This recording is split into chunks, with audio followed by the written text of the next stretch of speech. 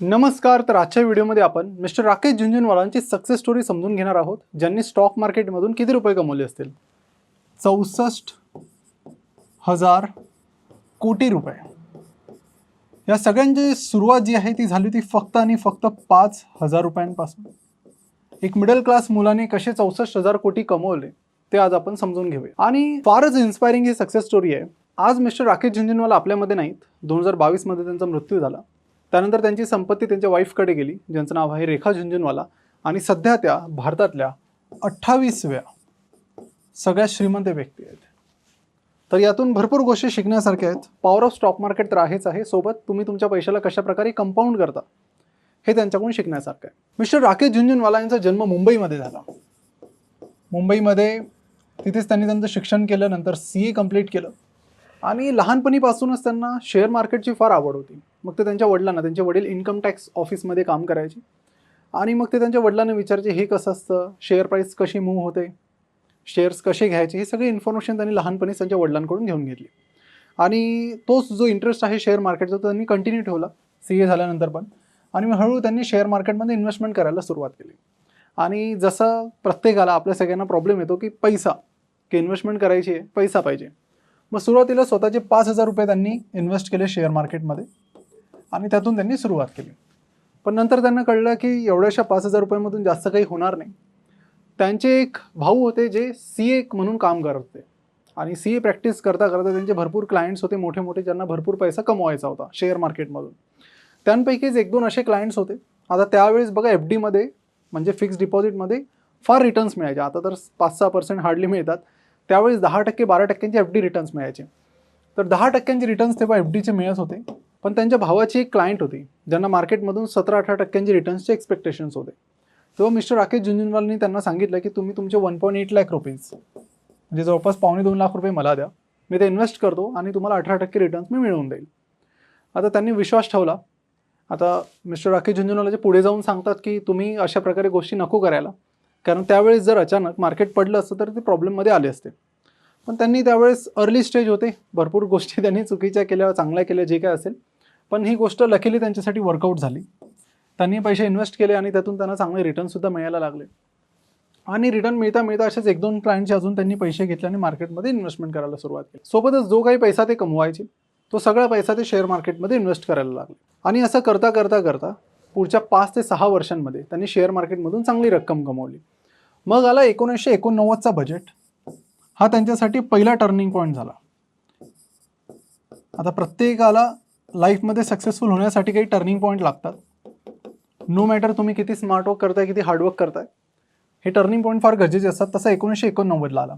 त्यामुळे हा 1989चा जो बजेट होता, त्यावेळी जे सरकार होतं ते होतं VP सिंग यांचं सरकार होतं. त्यामध्ये जे फायनान्स मिनिस्टर होते ते आपले महाराष्ट्रातलेच होते, मधु दंडवते. आणि मधु दंडवते फायनान्स मिनिस्टर असताना प्रत्येकजण त्या बजेटच्या आधी शेअर्स विकत होतं. त्यामुळे शेअर प्राईस एकदम स्वस्तामध्ये मिळत होत्या कुठल्याही. प्रत्येकालाही वाटत होतं की VP सिंग बोगस बजेट आणतील, बिझनेसला बिलकुल सपोर्टिव्ह नाही राहणार, शेअर मार्केटला बिलकुल सपोर्टिव्ह नाही राहणार, विकून टाका सगळे शेअर्स. सगळ्यांनी धडाधड शेअर विकायला सुरुवात केली. इथेच मिस्टर राकेश झुनझुनवालांनी जगापेक्षा काहीतरी वेगळं केलं. जनरली लोक घाबरतात. जनरली लोक काय करतात की सगळेजण जर सोनं घेत आहेत तर लोकही सोनं घेतात, सगळे विकताय तेव्हा विकतात. पण ॲक्च्युली पैसा तेव्हा बनतो जेव्हा तुम्ही कॉन्ट्रारियन मूव्ह घेतात, म्हणजे तुम्ही काहीतरी उलटं करता. आणि इथेच त्यांनी तो कॉन्ट्रारियन मूव्ह घेतला. कारण काय आहे की अशा डिसिजन घेण्यासाठी फार एक करेज लागतं. कारण प्रत्येकजण तुमच्या अपोजिट आहे. प्रत्येकाला वाटत होतं बजेट बेकार आहे ना, मिस्टर झुनझुनवाला वाटत होतं नाही बजेट चांगलाच आहे ना. जेव्हा सगळेजण विकत होते, मिस्टर झुनझुनवाला फटाफट शेअर्स बाय करायला लागले. आणि बाय करत करत त्यांनी फार मोठे शेअर्स त्या दरम्यान घेऊन ठेवले. मग आला बजेट. आणि बजेटमध्ये काय झालं, जसं मिस्टर झुनझुनवाला वाटत होतं तसंच झालं. तसा बजेट आला, जबरदस्त बजेट होता, बिझनेससाठी फार चांगला. शेअर प्राईस 2-3 दिवसात एवढ्या वाढल्या की विचारू नका. मग हे चालले गेले कोटींमध्ये. त्यांची जे शेअर्सची व्हॅल्यू होती कोटींमध्ये गेली. आणि पुढच्या 5 महिन्यांमध्ये शेअर प्राईस एवढ्या वाढल्या 10-10, 20-20, 30-30 पट, की यांची नेटवर्थ सरळ चालली गेली 20 कोटींवर. 20 कोटींवर. आणि मग तिथून ते मग एक वेगळ्या लीगमध्ये चालले गेले. हा पहिला टर्निंग पॉईंट फार महत्त्वाचा होता. आता पहिल्या टर्निंग पॉईंटने त्यांना 20 कोटीपर्यंत आणलं. मग पुढचे 1-2 वर्ष असेच गेले आणि मग आले 1991-92. 1991-92 मध्ये हा जो टाइम होता तो गाजवलेला हर्षद मेहताने. हर्षद मेहता. आता हर्षद मेहता काय करत होता की बेसिकली शेअर्सची प्राइस पंप करत होता. कुठलाही शेअर आला, चला प्राइस वाढवा वाढवा वाढवा, जबरदस्ती मॅनिप्युलेशन तेव्हा फार चालायचं, कारण मार्केटमध्ये पार्टिसिपेंट नव्हते जास्त, त्यामुळे थोडं इझी पण होतं तेव्हा. आणि त्यावेळेस मग तुम्ही ग्राफ बघितला तर सेन्सेक्स वगैरे सगळे एकदम फार वाढले होते, प्रत्येक शेअर वाढत होता. आणि मग तिथे दोन प्रकारचे ग्रुप झालेत. एक बुल कार्टल. बुल म्हणजे काय, शेअर मार्केटमध्ये समजून घ्या दोन प्रकारचे कार्टल असतात. त्यावेळेस दोन कार्टल होते, बुल आणि बेअर. बुल म्हणजे काय, बुल म्हणजे बैल, बेअर म्हणजे आपला अस्वल. आता बुल जो आहे, हा जो आहे बैल, तो अटॅक करताना खालून वर करतो, म्हणून जनरली जे वर जाणारं मार्केट असतं त्याला बुल मार्केट म्हणतात. बुल मार्केट म्हणजे मार्केटवर जो तुम्ही बुलिश आहात, म्हणजे काय की तुम्हाला वाटतं की मार्केट वर जाईल. जोपर्यंत मिस्टर झुंझुनवाला जिवंत होते ना, तोपर्यंत त्यांना big boule of stock market म्हणायचे लोक, द बिग बुल, कारण ते फार बुलिश होते मार्केटवर, की मार्केट वरच जाईल इथून, आणि ते गेलंच म्हणा. इकॉनॉमी पण फास्ट वाढत होती. दुसरा असं बियर, अस्वल जो आहे ना, तो अटॅक करताना वरून खाली करतो. तुम्ही त्याला बघा, असं वरून खाली करतो. मग जे डाऊन मार्केट असतं जनरली त्याला म्हणतात बेअर मार्केट. आता बुल कार्टलमध्ये त्यावेळेस होतं हर्षद मेहता.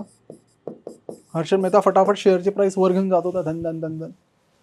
बेअर कार्टलचं म्हणणं होतं की नाही, हे काही टिकणारं नाही आहे, आणि असं म्हणतात की त्याच्यात काही जणांचं थोडं पर्सनल वैरी पण होती हर्षद मेहताची, की त्याला दाबायचं आहे. मग इथे काय आहे की हे बुल कार्टलवाले शेअर शॉर्ट करायचे. शॉर्ट करायचे म्हणजे काय, शॉर्ट सेल करायचे. शॉर्ट सेलिंग म्हणजे काय, एक थोडक्यात तुम्हाला सांगतो की जनरली काय आहे की मार्केटमध्ये, शेअर मार्केटमध्ये जनरली जेव्हा तुम्ही इन्व्हेस्ट करता तेव्हा तुम्ही शेअर बाय केला 2 रुपयाचा, तो 2 रुपयाचा शेअर खरेदी केला तुम्ही, तो 5 रुपयाचा होईल, तेव्हा तुम्ही विकला तर मध्ये 3 रुपये तुमचं प्रॉफिट. म्हणजे शेअरची प्राइस जेवढी वाढेल तेवढा तुमचा प्रॉफिट, बरोबर. शॉर्ट सेलिंगमध्ये उलटं असतं, रिव्हर्स. म्हणजे काय की जेवढी शेअर प्राइस खाली जाईल तेवढा तुमचा प्रॉफिट. म्हणजे पहिले तुम्ही इथे सेल करता. ही प्रोसेस थोडी लंबी आहे, आजच्या व्हिडिओमध्ये एवढं काही डिटेलमध्ये जाणार नाही. तुम्ही फक्त थोडक्यात एवढं समजा की 5 रुपयाचा शेअर विकून मग 2 रुपयाचा बाय केला, म्हणजे 3 रुपयाचा इथे प्रॉफिट झाला. म्हणजे शेअर प्राइस जेवढी खाली जाईल तेवढा फायदा. 100चा शेअर आहे, कोणी शॉर्ट सेल केलं, नंतर 50 रुपये झाली तर 50 रुपयेमधला प्रॉफिट. ठीक आहे, अशा प्रकारे शॉर्ट सेलिंग वर्क करते. तर इथे भरपूर जणांनी काय केलं की त्यांना वाटत होतं की हर्षद मेहताने प्राइस फार वाढवल्या आहेत, इथे हर्षद मेहताला जे शेअर्स घेतले त्याला शॉर्ट करूया. मग त्यांनी शॉर्ट करायला सुरुवात केली, पण हर्षद मेहता बायच करत होतं त्यांना कंटिन्यू. त्यामुळे असं झालेलं एक वेळ की मिस्टर राकेश झुंझुनवालानी सोबत राधाकिशन दमानी पण होते म्हणतात, आणि एक मनू मानेक म्हणून एक व्यक्ती होते. असे बेअर कार्टेल होता फार मोठा एक. तर सगळ्या लोकांनी शॉर्ट पोझिशन घेतल्या, पण राकेश झुंझुनने असं वाढवलं शेअर प्राइस की हे म्हणजे एक वेळ अशी आली होती की हे सगळे सांगतात की म्हणजे ते संपण्यावरच आले होते. पण तेवढ्यात हर्षद मेहताचा पैसा संपला, अजून तो पैसा ॲड करू शकत नव्हता. त्यामुळे हर्षद मेहताने त्याच्या पोझिशन क्लोज केल्या, आणि त्यामुळे बेअर कार्टेल वाचलं. आणि नंतर मग जे शेअर मार्केट क्रॅश झाला जबरदस्त, तुम्ही बघू शकता इथे 1992 मध्ये मार्केटमध्ये हर्षद मेहताला जेव्हा मग पोलिसांनी पकडलं वगैरे, मग बाकी काही ॲक्शन झाल्या. स्कॅम 1992 जर तुम्ही वेबसिरीज बघितली तर त्यामध्ये तुम्हाला आणखी डिटेलमध्ये वेळ काढून बघा तुम्ही, इंटरेस्टिंग आहे फार. प्रतीक गांधीची ॲक्टिंगसुद्धा जोरदार आहे त्यामध्ये. ओव्हरऑल मार्केटबद्दल काही ना काही गोष्टी तुम्हाला तिथून कळतील. So I recommend that.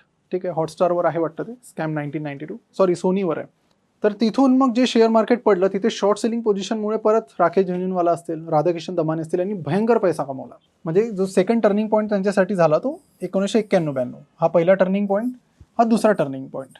आता तिसरा टर्निंग पॉईंटमध्ये थोडा गॅप होता, म्हणजे 1989 ते 91 म्हणजे 2-3 वर्षात त्यांनी फार पैसा कमवून घेतला.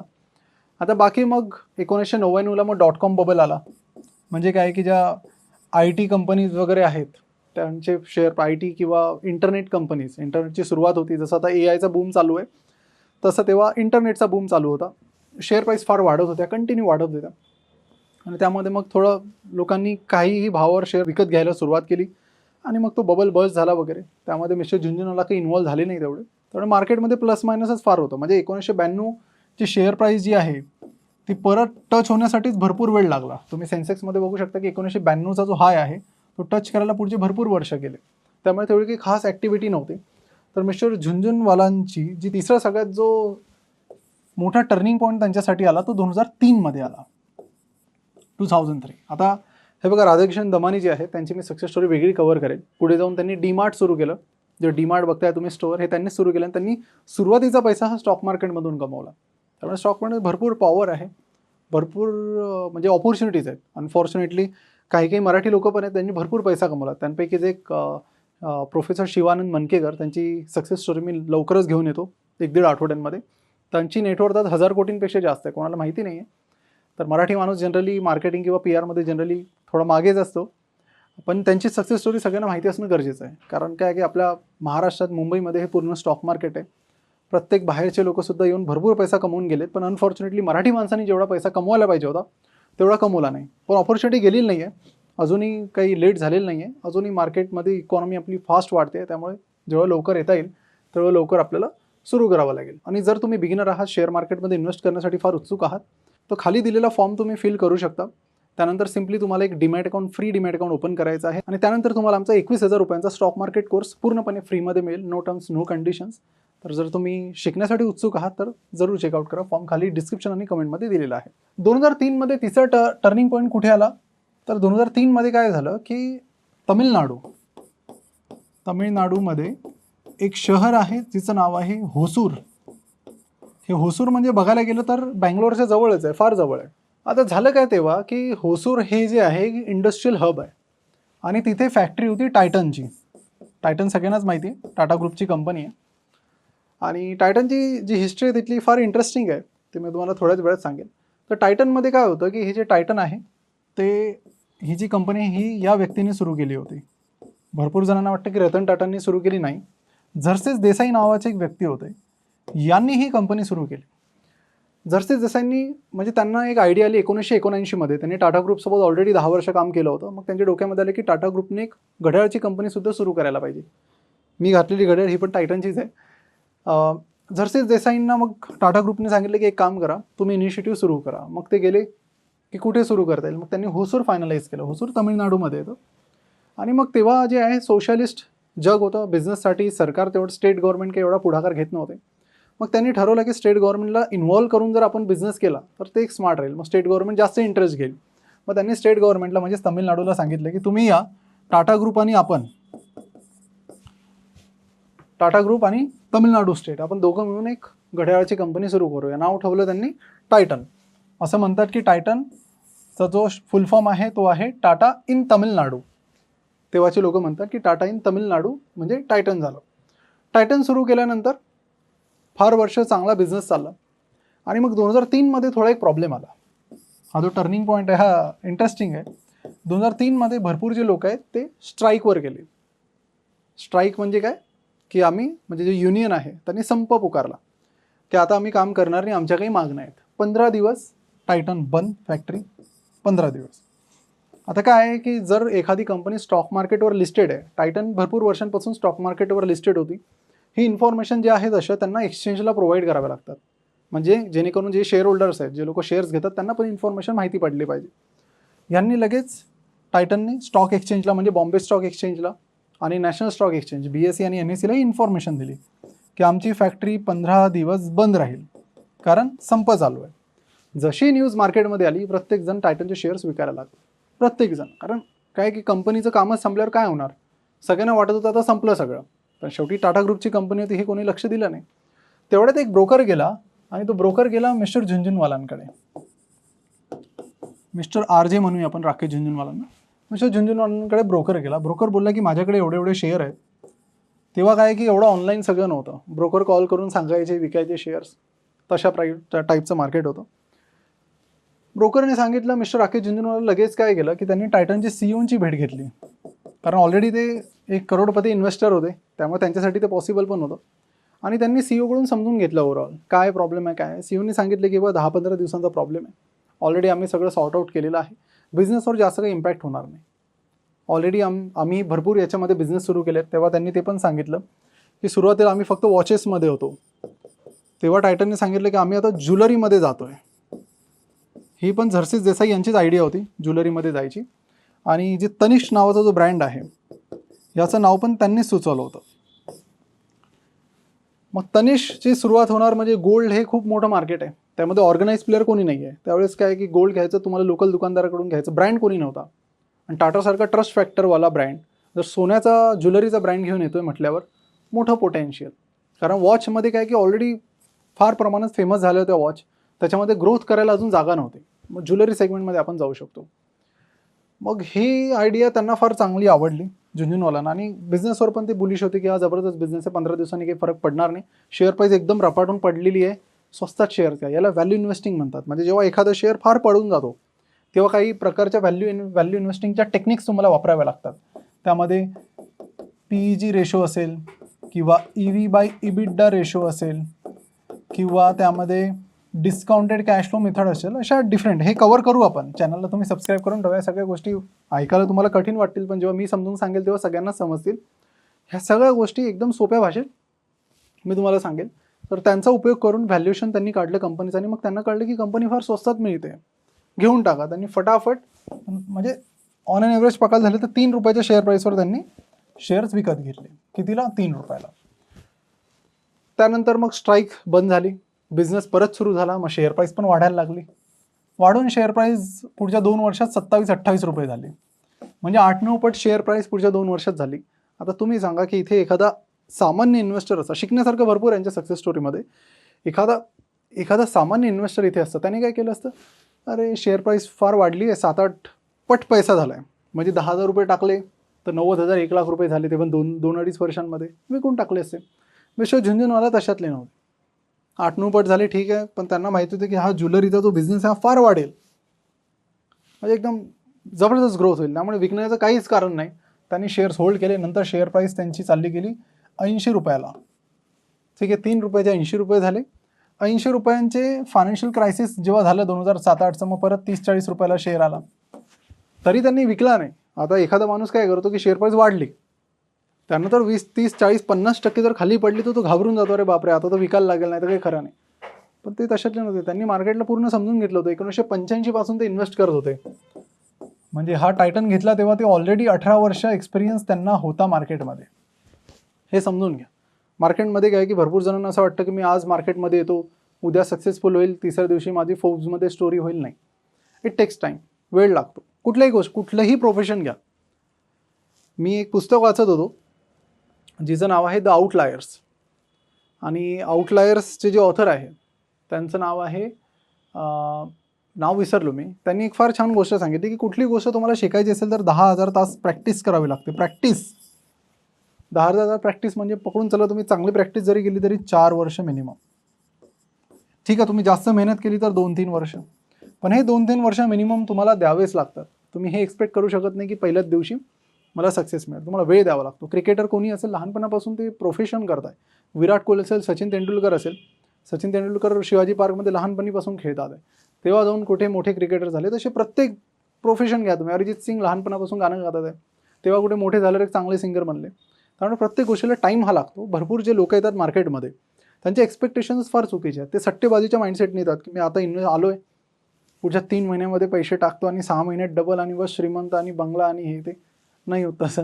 अशा तुम्ही जर त्या माइंडसेटने येत्या मार्केटमध्ये येऊच नका, तुम्हाला लॉस 100% होणार. त्यामुळे मार्केट त्याचा आहे ज्याला जो इथे होल्ड करू शकतो. होल्ड म्हणजे काय? लॉंग टर्म म्हणजे काय? 4-5 वर्ष तर कंपनीसोबत तुम्हाला थांबावं लागेल. टायटन वाढली म्हणून पैसा वाढला बरं का. टायटन वाढली नसती तर पैसा वाढला नसता. चुकून त्यांनी किंगफिशरमध्ये इन्व्हेस्ट केली असतं विजय माल्याच्या, तर किंगफिशर बुडाली, त्यांचे पैसे बुडाले असते. ते लक्षात घ्या तुम्ही की चांगल्या कंपनीमध्ये इन्व्हेस्ट करणं आणि त्या कंपनीसोबत होल्ड करणं शेअर जोपर्यंत बिझनेस वाढतोय, ह्या गोष्टी फार महत्त्वाच्या आहे. 30-40 रुपयाला तरी त्यांना माहिती होतं की घाबरायचं काहीच कारण नाही, धंदा वाढेल. आणि आज जर तुम्ही कंपनीची शेअर प्राईस बघितली तर करंटली ती 4200 रुपये आहे. 3 रुपये कुठे, 4200 रुपये कुठे. This is a success story of mister Rakesh Jhunjhunwala.